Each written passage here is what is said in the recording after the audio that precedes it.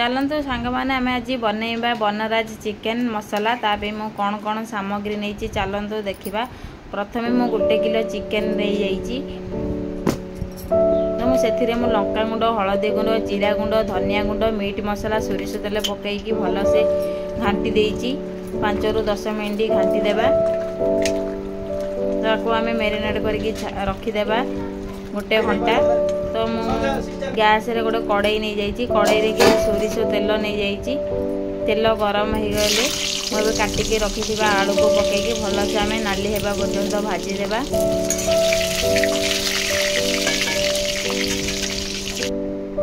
एबे हमर आलू नाली हो गला। एबे मु किछि सेही तेल रे किछि चीनी पकई देली चीनी मेल्ट हो गले मु सुखिला मसला दालचीनी अलैच गुजराती तेजपत्र पकईकी फुटवा को छाड़देवा। एबे हमर मसलाटा फुटी आसीगले आम काटिकी रखि पियाज को पकईकी भलसे नाली होगा पर्यंत भाजीबा।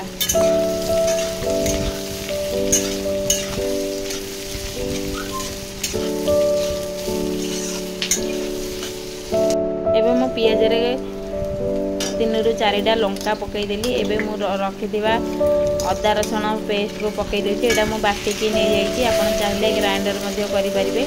अदा रसुण पेस्ट आमे लो जाल रे घंटुवा न हाई रे देले लागी जीवो। देखो हमर अदा रसुण पेस्ट रे देखो केते सुंदर हमर नाली पड़ी गलानी। एबे आमे जीरा गुंड धनिया गुंड लंका गुंड हलदी गुंड किछि चिकेन मसला देकी भलसे आमे मसला सह घांटीबा। मैं अल्प अल्प पानी देकी घांटुवा मसलाटा लगी जीवो।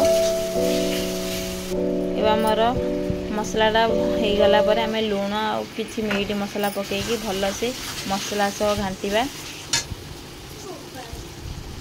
एबे मु अल्प अल्प पानी मझिरे मझिरे दे दोची। एबे हमर मसलाटा कसी ही आसिला परे मु टमाटो काटिकी रखिदिली टमाटो को पकई देली अल्प पानी देकी किछि समय घोड़े देबा।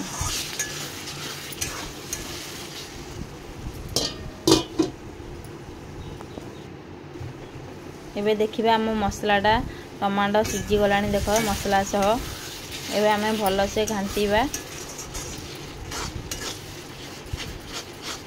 आमे 10 ରୁ 15 मिनट लो जाल रे घांटुथबा।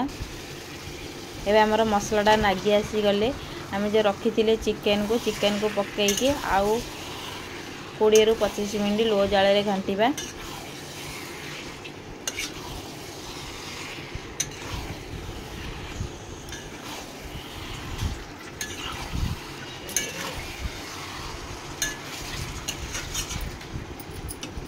बेसी हाई देबानी लगी जीवो।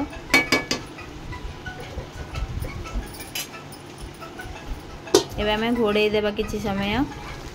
देखंतु हमर पानी बाहरी गलानी मसला रु। एबे हमें आलू पकई देबा।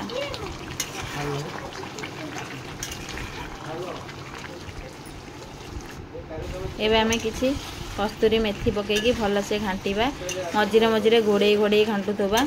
देखंतु हमर मसला पूरा पानी पूरा मरी गलानी मसला मध्य लागी गलानी। एबे हमें आवश्यक अनुसार हमें पानी दे देबा।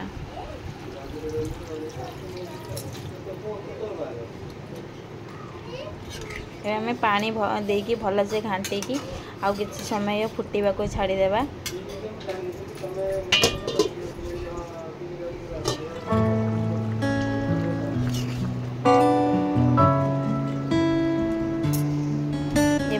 देखो चिकेन आमर हो गला। एबे आमे